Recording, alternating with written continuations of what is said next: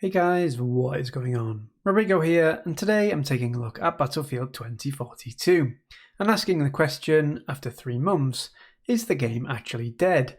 Or are reports of low player counts just a blip on the early roadmap of the highly anticipated title? The latest in a long line of games in the Battlefield franchise. So let's get straight into the Noobs Review.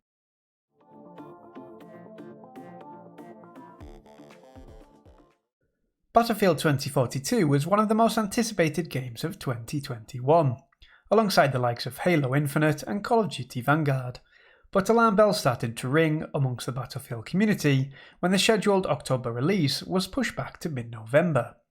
This worry was further compounded with the release of the beta period for 2042, which featured only one map, known as Orbital, and this came with lots of bugs and issues.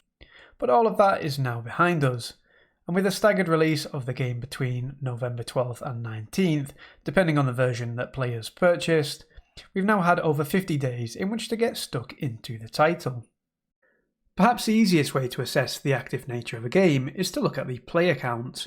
Now the stats we have here are for active players on Steam, and it's important to call out that of course this does not include players on consoles, both last gen and next gen for Xbox and PlayStation, as well as some other PC platforms, but it does give us a good indication, especially when comparing to other titles, the state of play in terms of player count for 2042. According to Steam charts on the 6th of January, Battlefield 2042 had only around 11,500 active players, with a peak of just over 12,000 for the day. This is a scarily low number for a game that was featured on billboards in New York's Times Square not too long ago. What really highlights the issue for Battlefield 2042, however, is when we compare it to other titles. Firstly, one of arguably its direct rivals in the FPS scene for 2021 releases, Halo Infinite, which had over 17,000 current players on Steam, with a peak of nearly 59,000 for the same date. But we could make a case here for cutting 2042 some slack, right? Halo is a huge franchise, and being outplayed by Halo Infinite is not necessarily an indicator that the game is failing. The real kicker is when we compare 2042's player count to Battlefield 5, which on the same date range had over 18,000 active players, with a peak of over 22,000. That is incredibly concerning for the team behind Battlefield 2042. That a game they developed and released way back in 2018, and one that created similar disappointment for its lack of content upon release, is seeing a higher count, at least on Steam, than its successor. Another one to call out here is Cyberpunk 2077, which had a terrible release with issues on last-gen consoles, and this also has a higher current and peak player count than Battlefield 2042. There are also reports from gaming website GamingIntel.com that Battlefield servers are being swamped with bots to keep player counts up, due to the drastically falling numbers of active players. But why is this happening? Well, you could argue that the state of game upon launch, with its many bugs and issues, combined with a lack of concrete updates thus far, has contributed to the dramatic fall in interest for 2042. For me, the issue with the hit register is particularly bad.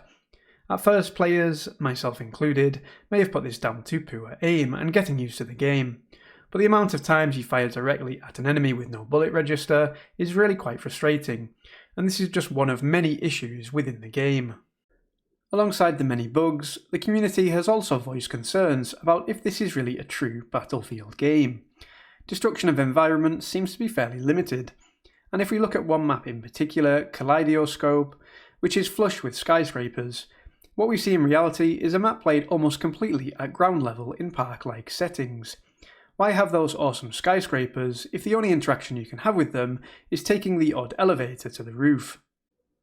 Other issues have been raised in the community, such as the lack of a dedicated scoreboard, and the fact that custom servers, which are hosted at the moment in Battlefield Portal, all seem to be dedicated to farming XP via killing bots.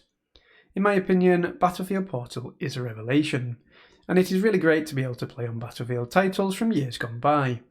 But the game in general does need a lot more work if it's going to regain the trust of the community.